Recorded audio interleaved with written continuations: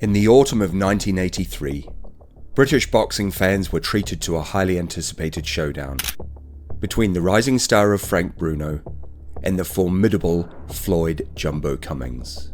This fight, held in London, represented more than just a step in Bruno's promising career.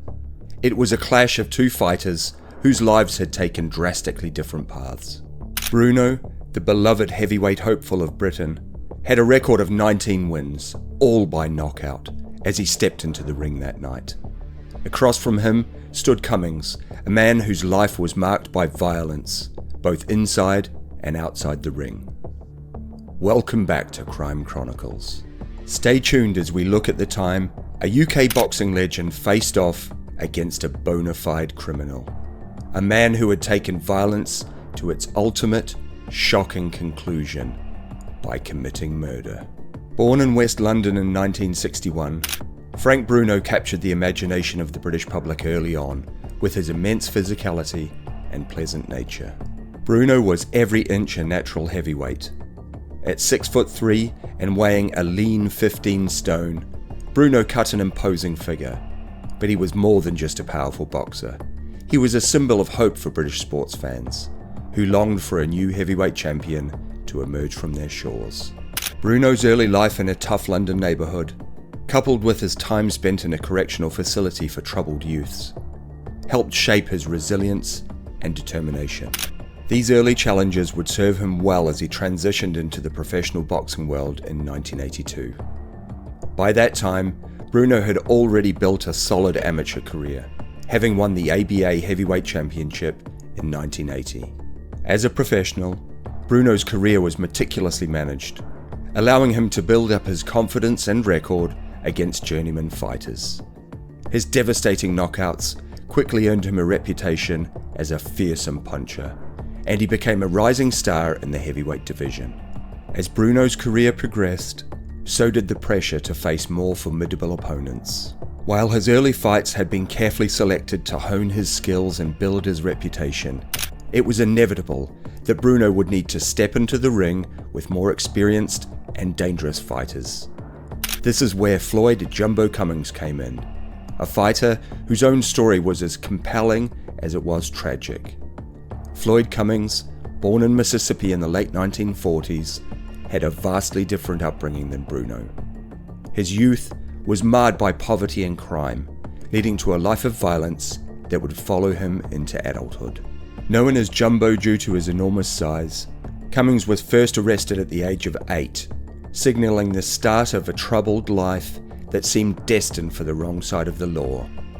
By the time he was 17, Cummings had been sentenced to 50 to 75 years in prison for his role in an armed robbery in Chicago, during which a grocery store owner, a man who had once employed Cummings, was shot and killed. Cummings spent 12 years in Stateville Correctional Center, where he found an outlet for his aggression in boxing. The state prison boxing program allowed him to channel his energy into the sport, and Cummings quickly became known as a powerful and skilled fighter. His dedication to boxing in prison not only helped him to stay disciplined and avoid further trouble, but also laid the foundation for his eventual release on parole. At the age of 29, Cummings embarked on a professional boxing career, a late start by most standards. One of his most notable fights was a 1981 bout against Joe Frazier, which ended in a controversial draw. Cummings' experience and grit made him a dangerous opponent for any rising star, and he was often seen as a gatekeeper in the division, a fighter who could test the mettle of up-and-coming boxers. British boxing fans were eager to see their man Bruno finish off the summer of 1983 with a bang. But little did they know that his opponent was not just any journeyman. Cummings, the 33-year-old bad boy of boxing, had arrived in London with a temper that could take a man's life. A temper forged in the fires of prison and the mean streets of Chicago. Bruno, just 21 years old, had an impressive record of 19 wins in 19 fights, with none of his opponents having taken him beyond 5 rounds. From the opening bell, it was clear that the fight would be different from Bruno's previous bouts. Cummings, with his prison-hardened mentality and immense physical strength, was not intimidated by Bruno's knockout streak. In fact, Cummings came out swinging, determined to put a dent in Bruno's perfect record. At the end of the first round, Cummings landed a devastating right hand that had Bruno staggered. The bell may have saved Bruno from further punishment, but it was clear that he was in for the toughest fight of his career. The second round saw more of the same, with Cummings pressing the attack and Bruno struggling to find his footing. The London crowd, who had come to see their hero triumph, were suddenly faced with the possibility of defeat. But Bruno, showing the resilience that had been forged in his own tough upbringing, managed to hang on. He absorbed some of Cummings' best punches, and against the odds, survived the onslaught. As the rounds wore on, Bruno began to find his rhythm. His powerful punches, which had dispatched so many opponents before, started to take their toll on Cummings. In the seventh round, Bruno landed a crushing right hand that sent Cummings to the canvas. Although Cummings made it to his feet, his legs were gone, and the referee stopped the fight. Bruno had won, but it had been a battle, one that had tested him in ways he had never been tested before. For Frank Bruno, the victory over Floyd "Jumbo" Cummings was a stepping stone on his path to greater things. He moved to 20 wins, all by knockout, and continued his pursuit of a world championship. Bruno would go on to become one of Britain's most beloved sports figures, eventually capturing the WBC Heavyweight Championship in 1995.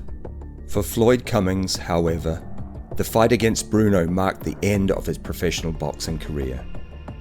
After retiring in London that night, Cummings returned to the United States, where he struggled to find a new direction in life. Unfortunately, he fell back into his old ways, returning to a life of crime and violence. In 2002, at the age of 51, Cummings was sentenced to life imprisonment for armed robbery, bringing a tragic end to a life that had shown so much promise in the boxing ring. Fortunately, he was given a reprieve in 2016 and was released on parole from prison. The story of Frank Bruno versus Floyd "Jumbo" Cummings is more than just a tale of a boxing match. It is a reflection of the different paths that life can take. Although he had a shaky start, with his discipline and determination, Bruno rose to the top of the sport, while Cummings, despite his immense physical talent, could not escape the demons of his past. In the end, the fight was a victory for Bruno, but it was also a poignant reminder of the power of redemption and the waste of a life lived on the edge. Thank you for joining us today on Crime Chronicles. Don't forget to like, subscribe, and share the channel with your friends.